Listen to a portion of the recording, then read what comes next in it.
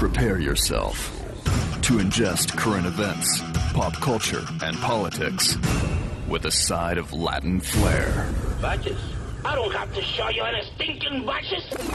This is the Chris Salcedo Show on the Blaze Radio Network. It is the Chris Salcedo Show. Glad you've made it, everybody. The call-in number's easy to remember. 888-900-3393. Say it with me. 888-900-3393. Make sure you catch up with the program on demand. SoundCloud, iTunes, Stitcher. Not only is this a great mechanism to share the program, which many of you in the Salcedo Swarm and Salcedo Storm are doing, I want to talk about this whole idea of the government versus the free market with my next guest. His name's Michael Rose. He's a scientist by training, a speaker, an author, an entrepreneur by drive. Michael is the CEO of Mojo Media Labs and brings a level of business acumen to marketing strategy that is rare in the emerging online market space. He's a good friend to have. Michael, thank you very much for appearing here on the Chris Salcedo Show. Thank you, Chris. It's great to be on with you. Wanted to get your initial reaction as an entrepreneur, as a businessman who has probably done his fair share of putting his nose to the grindstone to get ahead. This whole mindset of basically raising artificially the cost for, by government fiat, mind you, the cost for labor as a mechanism to improve people's lives. In your experience, does that work? In my experience, no, it doesn't. I mean, I believe it's treating the symptom, not the cause. Payroll comes from profits in a small and any business for that matter. And if we can't pay payroll from profits, then the business has got to go in debt. And inherently, small to medium-sized businesses are designed to fail. And any impact on profits is not necessarily going to help the business. Yeah, that's true. And I look at the CBO's report. I'm left with the conclusion that it makes for a good campaign slogan, a good bumper sticker. Yeah, raise the minimum wage $10.10 an hour, but the real world ramifications about fewer people being employed at that new wage really has serious ramifications, not only for our nation's businesses, but also for the government, which we're told the Democrats want to fund. Right. And I've always been pretty fascinated by this employee-employer battle that's kind of going on. And you can definitely make arguments on both sides, but employees, like the employer, they can bring value by increasing revenue or decreasing expenses. Depending on how I'm investing in a skill set of employees, are they able to add more value? So one of the ways to invest in their skill sets is to increase the financial literacy in the company, both on the employer side to run a smarter business, more profitable business, but also communicating to the employees how they impact the literacy of the company and what they can do from the skill level and the value perspective. And paying them $3,000, $4,000, $5,000, $10,000 a year is definitely treating the symptom, but the cause is, I believe, understanding how we all impact and run a successful business. See, I've always looked at it, Michael, as the labor market, too, is a free market. If you're good at what you do, then you're able to command a higher price for what it is that you do. Describe to me what you do in your own personal business to make sure that you attract the highest quality personnel, decisions you make, no government needed, the decisions you make personally to make sure you get high quality individuals inside your business. Absolutely. And in the digital marketing space, we're dealing with all aspects. We have interns coming into our business working for college credit, migrating to a part-time and a minimum wage to six-figure people.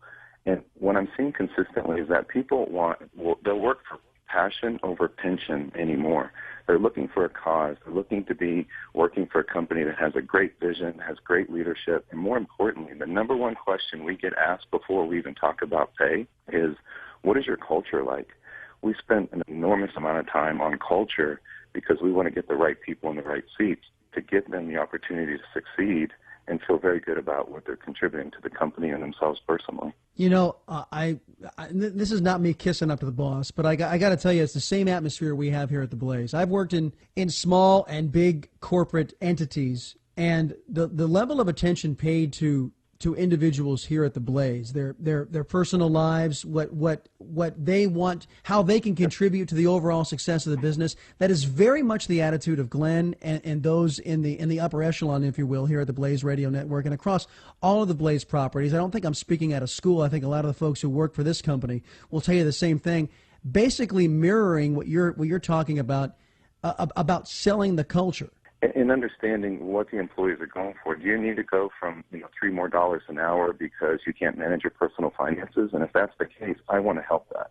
I want to help somebody become successful by managing finances. I think we're doing a terrible job at educating employees and children and everyone else about how important it is to manage expenses. It's very easy to get in debt, but it's hard to get out of debt and earn enough income through that literacy. So, by getting involved in people's lives and helping them as to the reasons why they need to make more money, or maybe they need to make more money because they would have put their kids through college. Yeah. But by understanding that, it's just not as simple as paying them $3 or $5 or $10 more an hour. That's a symptom. What's the cause? What can we do to help you on a personal level so you can add more value to my company? I can more add value to your life, and then we could be successful together. Michael Rose, my guest right now. He's the CEO of Mojo Media Labs. So, Michael, I was, in anticipation of our interview, I thought about this. One of my first jobs, actually it was my first job at a pizza joint back in a suburb of San Diego back in the day. I was fired. And I came to find out a little bit later on that I was fired because I was talking to other employees about their wages and talking about having not so much a union, but basically telling the boss, hey, look, is there a way we can work out higher wages for those who have been here long, kind of a system. Well, the boss found out about this and, of course, feared union right away, and probably rightly so, and that wasn't what I was trying to do. But anyway, he fired me with no explanation. And for me, he could have taken the opportunity as a businessman to instruct me in the proper way to do this, to mentor me. Instead, he took the easy way out and just fired me and got rid of me. And I think that's what we're missing in today's corporate culture, is this whole idea of mentorship. I could not agree more. And I focus on mentorship in my book pretty extensively. We've all heard of micromanagement. We all do it, or we've been the victim of it. But why in this country and why in business haven't heard about micro mentorship? If we mentor people from the micro side a lot more effectively than we micromanage, then it starts to change the dynamics of the company and the culture. However, managing people is somewhat easy. It's a one-to-many scenario. But mentoring people is a one-to-one. And our time's being constricted. We don't have enough time to spend with 10 people individually. We have to manage them one-to-many, 1-to-10, and therefore we lose that personal connection and really understand how we can both help each other. So I would agree with that. And it's not a matter of maybe so much more money in the pocket, but maybe some folks want to work from home. Maybe some folks want to, there's all kinds of ways that engaged employers can say, okay, I may not be able to pay you right now in dollars per se, but I can make your life a little easier so you can make your life work. And I think that a lot of smart businesses are starting to evolve that way, yes? I completely agree, and I'll demonstrate that as a recent experience that we had in our business. Try to do it quickly. Is that the beginning of the year, we had the opportunity to take over a space next to our office, which is going to add about $40,000 expenses a year. Whoa. At the same time, we surveyed the employees as to how they felt their benefits package was. We had dental, eye, vision, the whole 9 yards. And it came back that our benefits package was an average on a rating of a 5 at a 1 to 10 scale. That surprised me, but by digging deeper to understand their definition of benefits wasn't the same definition of benefits that I had. One of the things that they wanted to do was, say, work from home. That was a benefit that they had perceived that we overlooked. So what we did is we put a pilot program, work from home. We didn't expand to the next door.